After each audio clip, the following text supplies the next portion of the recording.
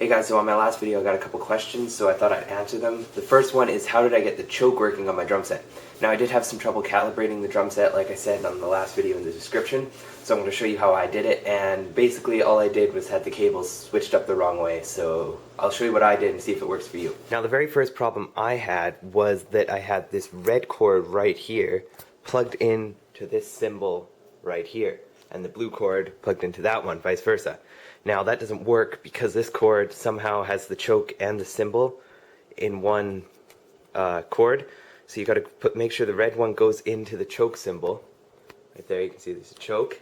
And you want to make sure it's going into crash 1, which is number 7, and make sure that that is the red cord right there, crash 1. So this next part is kind of confusing, so I'll just show you how to do it. Crash 2, which was this cymbal without the choke, has to go into percussion 2, which is the top one of above tom 2. Tom 4 is at the bottom, crash 2 goes on top. Also, you want to make sure that ride 1 is going into ride 1, which is number 8 input, right? That's the top there beside crash 1. Then on your ride cymbal, you want to make sure ride 1 goes into the left and ride 2 goes into the right, because there's two different sounds for each one. And I don't know if you've messed around with sensitivity settings or anything, but I'll just show you what my sensitivity settings are, and they work for me, so maybe they'll work for you. So my kick 1 is at 51, kick 2 is at 9 because it's not used, snare drum head is at 30, snare drum rim is 15, 75 for tom 1, 10 for the rim. I basically got all the toms at 75. Tom 2, for some reason I have it loud or more sensitive, but I'll just switch through them all now, and if you make your settings like this, it should work. The bell I had to turn up really high for sensitivity because for some reason it wasn't picking it up. And then when I turned that up really high, I had to turn the other part down because it was picking it up way too loud. So if you copy that exactly, it should work for you. The second question that was asked was, how do I record to GarageBand? And basically all I use is this 1/4 inch adapter to this 1/8 inch audio cable, and then plug this into my MacBook, and I'll just show you how to do that now. Before we start, I'm just going to tell you that this is not the professional way to record your drums. It's just how I was doing it right now because I had this cable laying around. I still got to buy some more professional cables so that it actually sounds way better. To get the music, I play it off my iPhone, go around this cable all the way up, and I have the end of this cable is just yellow, white and red cords that just plug into the aux area.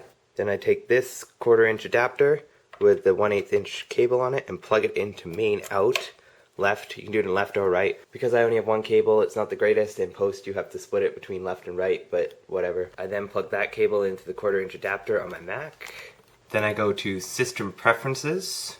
Oh, super shaky with my left hand, sorry.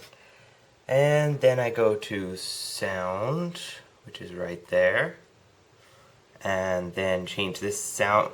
Use the audio port for output. No, I want it for input. Now you only have to do that for input if you have a 13 inch MacBook, which only has the one connector for your sound and your recording. Then you click on GarageBand, open up GarageBand, and then click on Voice. Name it whatever you want. I'll call it My Song. It's making the song. Then up here you see it's set to Male Basic. You want to change that, so make sure it's selected. Come over to here, click No Effects. Now there's no effects on that track. And then you hit record and you start recording.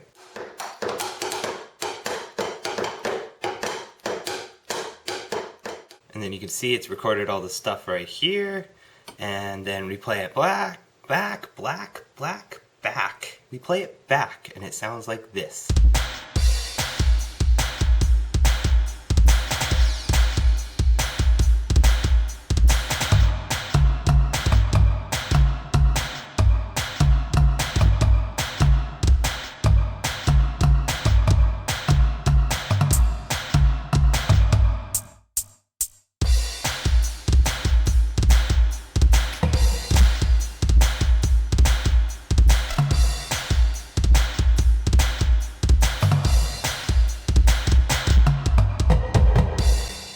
So yeah guys, thanks for watching. By the time you're watching this, I should have a new drum cover up of Danny California by the Red Hot Chili Peppers. It's only using my drums because I got the version of the track without the drums, so it sounds really cool. Of course, it's not professional because you saw how I unprofessionally record my drums.